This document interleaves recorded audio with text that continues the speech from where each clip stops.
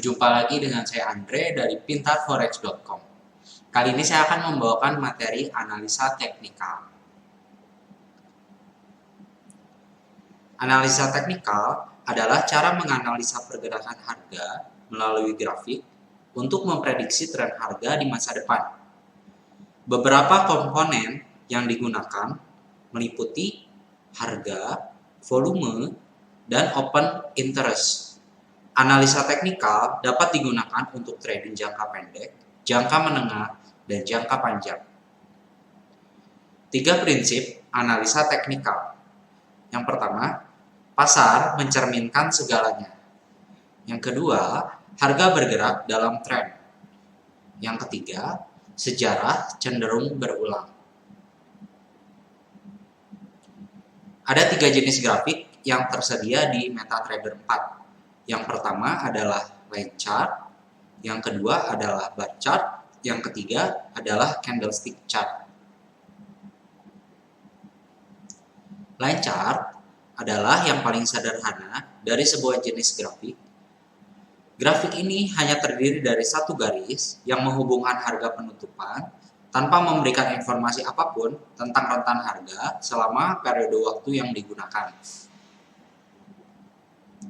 Bar chart.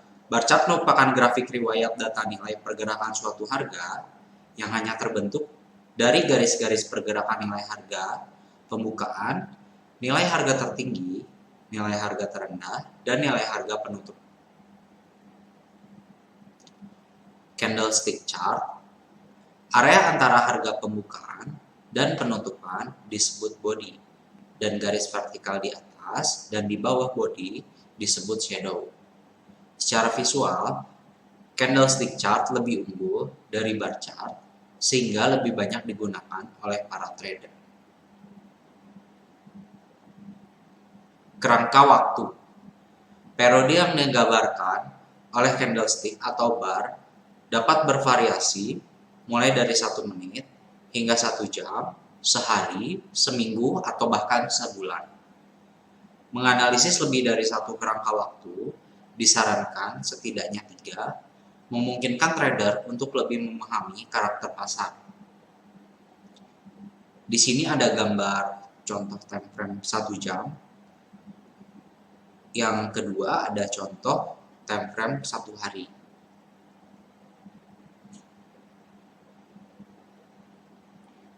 Konsep dasar tren.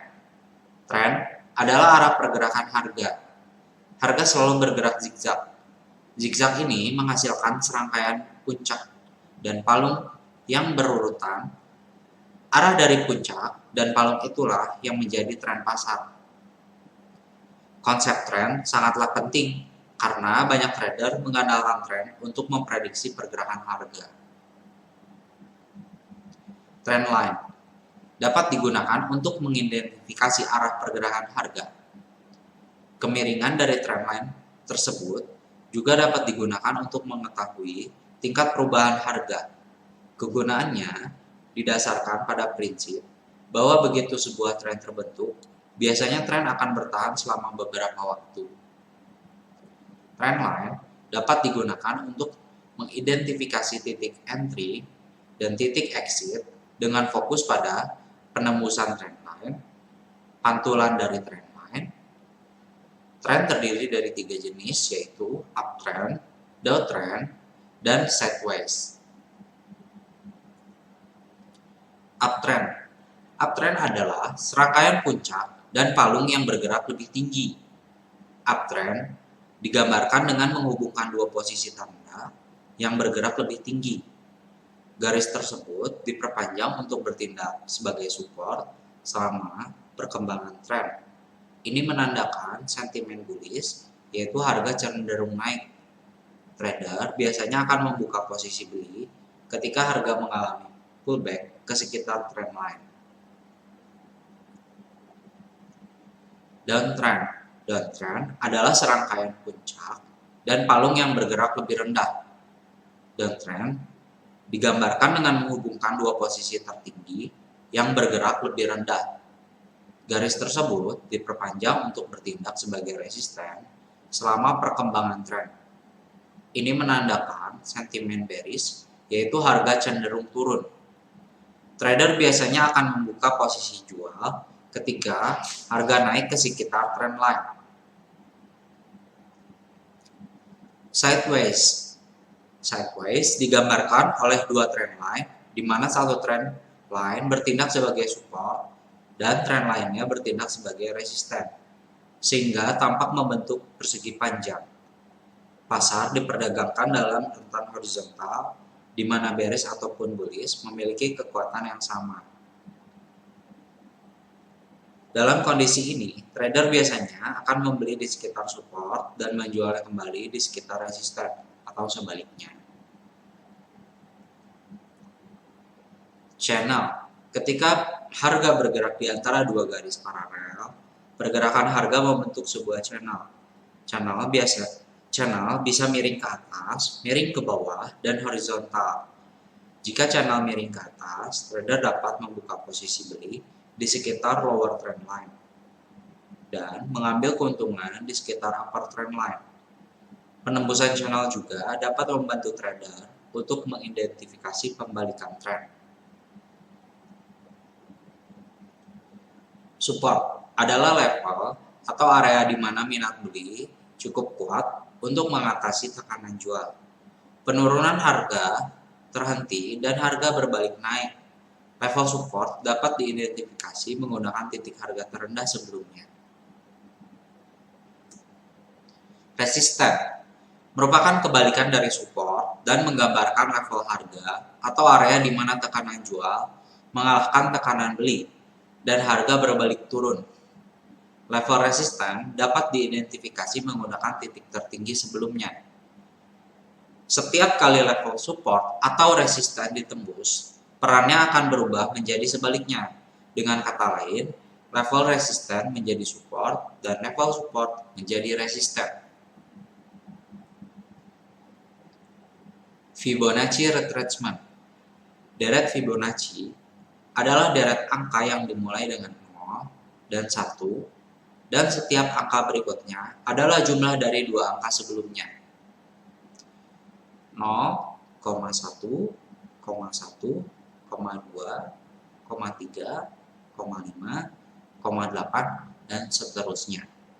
Rasio Fibonacci dihitung dengan membagi sembarang angka dalam deret Fibonacci dengan angka berikutnya 61,8%, dua angka berikutnya 38,2%, dan tiga angka berikutnya 23,6%, di mana 50% adalah level Fibonacci lainnya. Level Fibonacci digambar dengan menghubungkan dua titik ekstrim pada grafik dan membagi jarak antara kedua titik menggunakan rasio Fibonacci. Level-level ini dapat bertindak sebagai support dan resisten. Ketika terjadi koreksi, pergerakan arah yang berlawanan dari tren saat ini. 0,0% adalah titik awal retracement, sementara 100% adalah pembalikan dari pergerakan tersebut. Level retracement 38,2% dan 61,8% dianggap yang paling signifikan. Pola pembalikan. Pola pembalikan menunjukkan bahwa pembalikan tren sedang terjadi. Poin awal untuk semua pola pembalikan, yang pertama, adanya tren sebelumnya. Yang kedua, sinyal pertama dari pembalikan tren adalah berhasil ditembusnya trend line. Yang ketiga, semakin besar polanya, semakin besar pergerakan selanjutnya. Pola pembalikan paling populer, yang pertama adalah head and shoulders. Yang kedua, double top dan double bottom. Yang ketiga, triple top dan triple bottom. Oke, kita masuk pada indikator. Yang pertama adalah moving average, Bollinger Bands, oscillator, stochastic oscillator, RSI, MACD.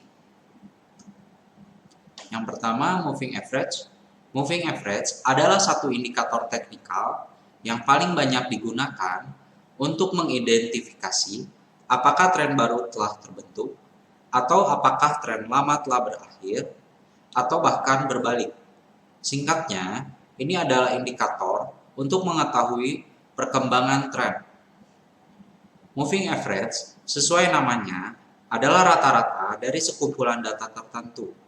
Misalnya, jika Anda ingin mengetahui rata-rata harga penutupan 10 hari terakhir, maka seluruh harganya akan dijumlahkan dan dibagi 10. Dengan menghitung rata-rata harga, terbentuklah sebuah garis yang lebih halus, sehingga menjadikannya lebih mudah untuk melihat tren. Moving average jangka pendek akan bergerak lebih agresif daripada jangka panjang. Semakin besar jumlah periode waktunya, semakin halus pergerakannya. Ada 3 jenis moving average. Yang pertama, simple moving average. Yang kedua, linearly weighted moving average. Yang ketiga, exponential smooth moving average. Berikutnya, Bollinger Bands. Indikator ini dikembangkan oleh John Bollinger. Dua band ditempatkan di sekitar moving average periode 20. Upper band sama dengan periode 20 plus 2 standar deviasi. Lower band sama dengan periode 20 minus 2 standar deviasi. Standar deviasi adalah konsep statistik yang menggambarkan penyebaran harga di sekitar nilai rata-rata. Dengan menggunakan standar deviasi 2, hal ini memastikan bahwa 95% dari data harga akan berada di antara band. Bollinger Band mengukur volatilitas suatu instrumen. Saat pasar volatil, band melebar, sedangkan selama periode yang tenang, band berkontraksi. Semakin dekat harga ke sekitar upper band, pasar akan semakin jenuh beli. Semakin dekat dengan harga bergerak ke lower band, pasar akan semakin jenuh jual. Upper band dan lower band dapat digunakan sebagai target harga. Osilator. Osilator adalah indikator momentum. Ini dapat digunakan untuk mengukur kecepatan pergerakan harga, khususnya tentang seberapa cepat harga naik atau turun. Ada 3 situasi di mana indikator osilator sangat berguna. Yang pertama, ketika nilainya mencapai titik ekstrim di sekitar bagian atas atau bawah. Ketika kita melihat adanya divergen antara osilator dan pergerakan harga. Dan yang ketiga, ketika osilator berpotongan dengan garis nol atau titik tengah. Stochastic oscillator merupakan indikator momentum yang dihitung berdasarkan di mana harga ditutup di antara rentang harga tertinggi dan terendah selama periode tertentu. Nilainya berkisar antara 0 dan 100 dan menggambarkan kondisi jenuh beli atau jenuh jual. Nilai di atas 80 dianggap jenuh beli dan di bawah 20 dianggap jenuh jual. Perpotongan antara dua garis digunakan dengan cara yang sama seperti perpotongan MA. RSI, Relative Strength Index, mengukur kecepatan dan perubahan harga, biasanya selama 14 periode terakhir. Nilainya berkisar antara 0 hingga 100 dan menggambarkan kondisi jenuh beli dan jenuh jual seperti stokastik. Nilai di atas 70 dianggap jenuh beli dan di bawah 30 dianggap jenuh jual. Banyak juga trader yang menggunakan titik tengah 50 untuk membedakan antara momentum bullish dan bearish. MACD, Moving Average, Convergence, Divergence, menggunakan dua indikator trend following, MA12 period dan 26 period, dan mengubahnya menjadi indikator momentum oscillator dengan menggunakan MA periode lebih pendek dengan MA periode lebih panjang. Ketika MACD memotong ke atas 0, itu mengindikasikan momentum positif. Dan ketika turun di bawah 0, itu menunjukkan momentum negatif. Garis sinyalnya adalah EMA 9, periode dari MACD. Perpotongan antara garis sinyal dan MACD digunakan dengan cara yang sama seperti perpotongan antara dua moving average. Divergen antara osilator dan pergerakan harga menandakan bahwa tren kehilangan momentumnya. Divergen positif adalah ketika harga membentuk lower low, sementara osilator membentuk higher low.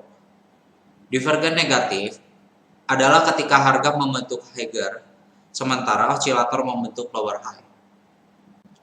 Oke, sekian penjelasan singkat dari saya. Semoga membantu dan bermanfaat bagi semuanya. Terima kasih.